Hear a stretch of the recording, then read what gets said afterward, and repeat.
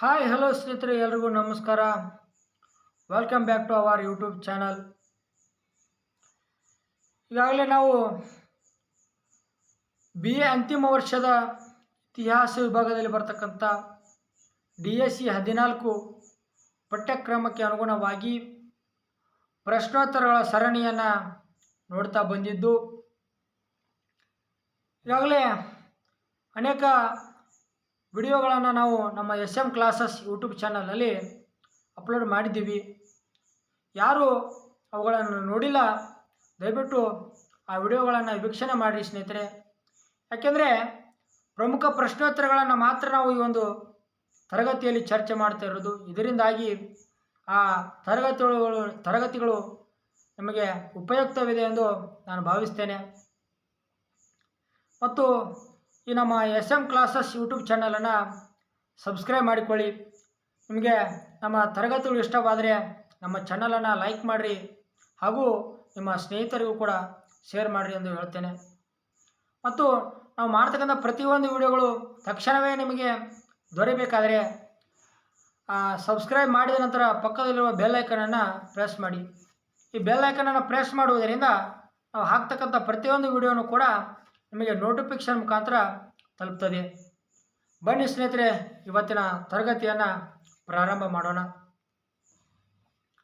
ಮೊದಲನೇ ಪ್ರಶ್ನೆ, 1924 ಬೆಳಗಾವಿ ಕಾಂಗ್ರೆಸ್ ಅಧಿವೇಶನದ ಕುರಿತು ತಿಳಿಸಿರಿ. 1924 ಬೆಳಗಾವಿಯಲ್ಲಿ ಆಯೋಜಿಸಲಾಗಿರ್ತಕ್ಕಂಥ ಭಾರತೀಯ ರಾಷ್ಟ್ರೀಯ ಕಾಂಗ್ರೆಸ್ ಅಧಿವೇಶನವು ಭಾರತದ ಸ್ವಾತಂತ್ರ್ಯ ಚಳವಳಿಗೆ ಮಾತ್ರವಲ್ಲದೆ ಕರ್ನಾಟಕದ ಉತ್ಸಾಹ ಹಾಗೂ ರಾಜಕೀಯ ಜಾಗೃತಿ ಹುಟ್ಟಿಕೊಡಲು ಮಹತ್ತರ ಪಾತ್ರ ವಹಿಸುತ್ತದೆ. ಈ ಸಭೆಯು ಕೇವಲ ರಾಜ್ಯ ಮಟ್ಟದ ಮಾತ್ರವಲ್ಲ, ದಕ್ಷಿಣ ಭಾರತದ ರಾಷ್ಟ್ರೀಯ ಹೋರಾಟದ ಪ್ರಗತಿಯಲ್ಲಿಯೂ ಕೂಡ ಮಹತ್ವ ಪಾತ್ರವನ್ನು ವಹಿಸುವಂಥದ್ದು. ಈ ಅಧಿವೇಶನದ ಹಿನ್ನೆಲೆ 1920ರ ದಶಕವು ಭಾರತದಲ್ಲಿ ಸ್ವಾತಂತ್ರ್ಯ ಚಳವಳಿಯ ಸಜೀವ ಚಲನೆಯಾದ ಕಾಲ. ಮಹಾತ್ಮ ಗಾಂಧೀಜಿಯ ನೇತೃತ್ವದಲ್ಲಿ ಅಸಹಕಾರ ಹಾಗೂ ಸ್ವದೇಶಿ ಚಳವಳಿಗಳು ಭಾರತದಾದ್ಯಂತ ನಡೆದು ಬಂದಾಗ ಕರ್ನಾಟಕದ ಬೆಳಗಾವಿಯಲ್ಲಿ 1924ರಲ್ಲಿ ರಾಷ್ಟ್ರೀಯ ಕಾಂಗ್ರೆಸ್ ಸಭೆಯನ್ನು ಆಯೋಜಿಸಲಾಗ್ತದೆ. ಈ ಸ್ವಾತಂತ್ರ್ಯ ಹೋರಾಟಕ್ಕೆ ಈ ಒಂದು ನಿರ್ಧಾರವು ಸ್ವಾತಂತ್ರ್ಯ ಹೋರಾಟಕ್ಕೆ ವಿಶೇಷ ತೂಕವನ್ನು ನೀಡಿರುವಂಥದ್ದು. ಬೆಳಗಾವಿ ಅಧಿವೇಶನದ ಮಹತ್ವ ಯಾವ ರೀತಿಯಾಗಿತ್ತಪ್ಪ ಅಂದರೆ, ಈ ಅಧಿವೇಶನವು ದಕ್ಷಿಣ ಭಾರತದ ಪ್ರಮುಖ ಅರ್ಥತಂತ್ರ ಮತ್ತು ರಾಜಕೀಯ ಕೇಂದ್ರವಾಗಿರುವಂಥದ್ದು. ಮಹಾತ್ಮ ಗಾಂಧೀಜಿಯವರು ವಿಶೇಷ ಅತಿಥಿಯಾಗಿ ಈ ಒಂದು ಅಧಿವೇಶನಕ್ಕೆ ಆಗಮಿಸಿರ್ತಾರೆ. ದೇಶಾದ್ಯಂತ ಪ್ರಚಲಿತ ಹೋರಾಟಗಳಿಗೆ ಮತ್ತು ಕನ್ನಡ ನಾಡಿನ ಹೋರಾಟಕ್ಕೆ ಒತ್ತು ನೀಡುತ್ತಾರೆ. ಇಲ್ಲಿ ದೇಶದ ವಿವಿಧ ಭಾಗಗಳಿಂದ ಪ್ರತಿಭಟನೆಗಳು, ಚರ್ಚೆಗಳು, ನಿರ್ಣಯಗಳು ನಡೆಯಲು ಪ್ರಾರಂಭವಾಗುತ್ತವೆ. ಪ್ರಧಾನ ಉದ್ಘಾಟನೆ ಮತ್ತು ಭಾಗವಹಿಸುವಿಕೆ. ಅಧಿವೇಶನವನ್ನು ಬೆಳಗಾವಿ ಜಿಲ್ಲೆಯ ಪ್ರಮುಖ ರಾಜಕಾರಣಿಗಳು ಮತ್ತು ರಾಷ್ಟ್ರೀಯ ಮುಖಂಡರು ಉದ್ಘಾಟಿಸುತ್ತಾರೆ. ಈ ಒಂದು ಸಂದರ್ಭದಲ್ಲಿ ನೂರಾರು ಜನ ವಿದ್ಯಾರ್ಥಿಗಳು, ಮಹಿಳೆಯರು ಹಾಜರಾಗಿರುತ್ತಾರೆ. ಗಾಂಧೀಜಿಯವರ ಭಾಷಣಗಳು ಜನರಲ್ಲಿ ದೇಶಭಕ್ತಿ ಮತ್ತು ಸತ್ಯಾಗ್ರಹ ತತ್ವಗಳ ಪ್ರತಿಜ್ಞೆಯನ್ನು ಮೂಡಿಸಿರುವಂಥದ್ದು. ಮುಖ್ಯ ಚರ್ಚೆಗಳೇನಾಗ್ತವೆ ಅಂದರೆ, ಒಂದು ಅಧಿವೇಶನದಲ್ಲಿ ಮುಖ್ಯ ಚರ್ಚೆಗಳು ಮತ್ತು ಮುಖ್ಯ ನಿರ್ಣಯಗಳು ಯಾವ ರೀತಿಯಾಗಿ ಕೈಗೊಳ್ತಾರಪ್ಪ ಅಂದರೆ, ಬ್ರಿಟಿಷರ ಆಡಳಿತದ ವಿರುದ್ಧ ಹೋರಾಟ. ಅಧಿವೇಶನದಲ್ಲಿ ಬ್ರಿಟಿಷರ ದಕ್ಷಿಣ ಭಾರತ ಮತ್ತು ಕರ್ನಾಟಕದ ಮೇಲಿನ ನಿರ್ದಯ ಆಡಳಿತದ ವಿರುದ್ಧ ಗಟ್ಟಿಯಾದ ವಿರೋಧ ವ್ಯಕ್ತವಾಗ್ತದೆ. ಸ್ವಾತಂತ್ರ್ಯಕ್ಕಾಗಿ ಹೋರಾಟವನ್ನು ಮತ್ತಷ್ಟು ಪ್ರಬಲಗೊಳಿಸುವ ನಿರ್ಧಾರ ತೆಗೆದುಕೊಳ್ತಾರೆ ಮತ್ತು ಅಸಹಕಾರ ಮತ್ತು ಸ್ವದೇಶಿ ಚಳವಳಿಗೆ ಉತ್ತೇಜನ ನೀಡುವಂಥದ್ದು. ಮಹಾತ್ಮ ಗಾಂಧೀಜಿಯವರ ಮಾರ್ಗದರ್ಶನದಲ್ಲಿ ಅಸಹಕಾರ ಚಳವಳಿಯನ್ನು ಮುಂದುವರಿಸಲು ಹಾಗೂ ವಿದೇಶಿ ವಸ್ತುಗಳನ್ನು ಬಹಿಷ್ಕರಿಸುವ ಸ್ವದೇಶಿ ಚಳವಳಿಯನ್ನು ಜಾಗೃತಗೊಳಿಸುವುದು ನಿರ್ಧಾರಗೊಳ್ಳುತ್ತದೆ. ಈಗಾಗಲೇ ಅಸಹಕಾರ ಚಳವಳಿ ಮತ್ತು ಸ್ವದೇಶಿ ಚಳವಳಿಯನ್ನು ಕುರಿತು ನಾವು ಹಿಂದಿನ ತರಗತಿಗಳಲ್ಲಿ ನೋಡಿದ್ದೇವೆ ಸ್ನೇಹಿತರೆ. ಮಹಿಳೆಯರ ಪಾಲ್ಗೊಳ್ಳುವಿಕೆ. ಮಹಿಳೆಯರು ರಾಜಕೀಯ ಚಟುವಟಿಕೆಯಲ್ಲಿ ಸಕ್ರಿಯವಾಗಿ ಪಾಲ್ಗೊಳ್ಳುವಿಕೆಗಾಗಿ ಪ್ರೋತ್ಸಾಹ ನೀಡಿತು. ಮಹಿಳೆಯರ ರಾಷ್ಟ್ರೀಯ ಚಳವಳಿಗೆ ಚುರುಕಾಗಿ ಸೇರಬೇಕೆಂದು ಶಿಫಾರಸು ಮಾಡಲಾಗ್ತದೆ. ಮಹಿಳೆಯರು ಕೂಡ ರಾಷ್ಟ್ರೀಯ ಚಳವಳಿಯಲ್ಲಿ ತೊಡಗಬೇಕು.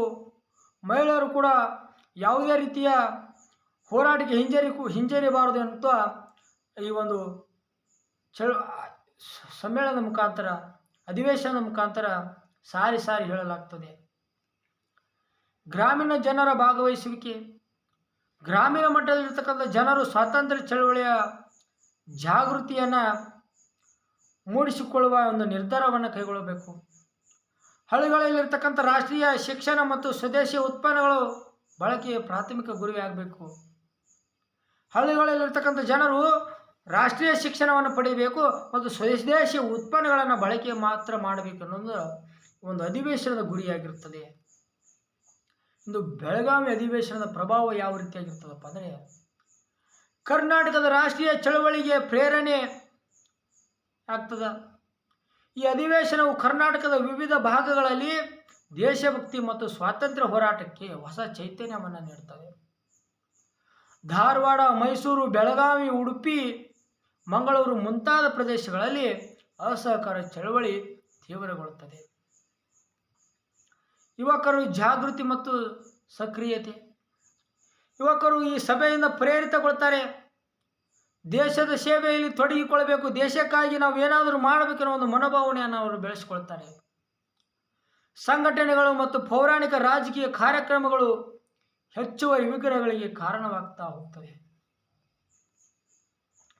ಮಹಿಳೆಯರ ಪಾತ್ರ ಬಹುಮುಖ್ಯವಾಗಿರುವಂಥದ್ದು. ಅಧಿವೇಶನದ ಸಂದರ್ಭದಲ್ಲಿ ಮಹಿಳೆಯರು ಹೋರಾಟ ಮತ್ತು ರಾಜಕೀಯ ಪಾಲ್ಗೊಳ್ಳುವಿಕೆ ಹೆಚ್ಚು ಬೆಳವಣಿಗೆಯನ್ನು ಕಂಡು ಬಂದಿರುವಂಥದ್ದು. ಕೊನೆಯಲ್ಲಿ 1924ರ ಬೆಳಗಾವಿ ರಾಷ್ಟ್ರೀಯ ಕಾಂಗ್ರೆಸ್ ಅಧಿವೇಶನವು ಕರ್ನಾಟಕದಲ್ಲಿ ಸ್ವಾತಂತ್ರ್ಯ ಹೋರಾಟಕ್ಕಾಗಿ ಪುನಃ ಚೈತನ್ಯವನ್ನು ತುಂಬಿದು ಮಹತ್ವದ ಘಟನೆ ಆಗುತ್ತಾ ಹೋಗ್ತದೆ.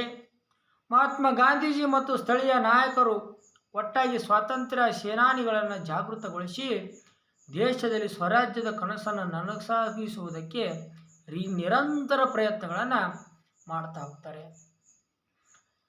ಕೊನೆಗೆ ಬೆಳಗಾವಿ ಅಧಿವೇಶನವು ಕರ್ನಾಟಕದ ಜನಮನದಲ್ಲಿ ದೇಶಭಕ್ತಿಯ ಹೊಸ ತಾಣವನ್ನೇ ಸೃಷ್ಟಿ ಮಾಡ್ತದೆ.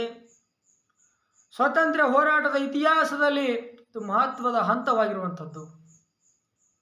ಇದರಿಂದಾಗಿ ರಾಷ್ಟ್ರೀಯ ಚಳವಳಿಗೆ ವಿಶೇಷವಾಗಿ ಕರ್ನಾಟಕದಲ್ಲಿ ಹೊಸ ಬಿರುದು ಮತ್ತು ಹೊಸ ಸಂಕಲ್ಪ ಹುಟ್ಟಿತು ಎಂದು ಹೇಳ್ಬೋದು ಸ್ನೇಹಿತರೆ. ಈ ರೀತಿಯಾಗಿ 1924ರ ಬೆಳಗಾವಿ ಅಧಿವೇಶನದ ಮಾಹಿತಿಯನ್ನು ನಾವು ತಿಳಿಯಬಹುದಾಗಿದೆ ಸ್ನೇಹಿತರೆ.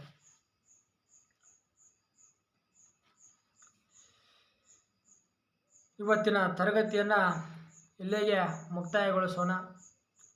ಮತ್ತು ನಮ್ಮ ಪ್ರತಿಯೊಂದು ವಿಡಿಯೋವನ್ನು ನೋಡಬೇಕಾದ್ರೆ ನಮ್ಮ SM ಕ್ಲಾಸಸ್ ಯೂಟ್ಯೂಬ್ ಚಾನಲನ್ನು ಸಬ್ಸ್ಕ್ರೈಬ್ ಮಾಡಿಕೊಳ್ಳ್ರಿ ಅಂತ ಹೇಳ್ತಾ ಇವತ್ತಿನ ತರಗತಿಯನ್ನು ಇಲ್ಲಿಗೆ ಮುಕ್ತಾಯಗೊಳಿಸುತ್ತೇನೆ. ಎಲ್ಲರಿಗೂ ನಮಸ್ಕಾರಗಳು.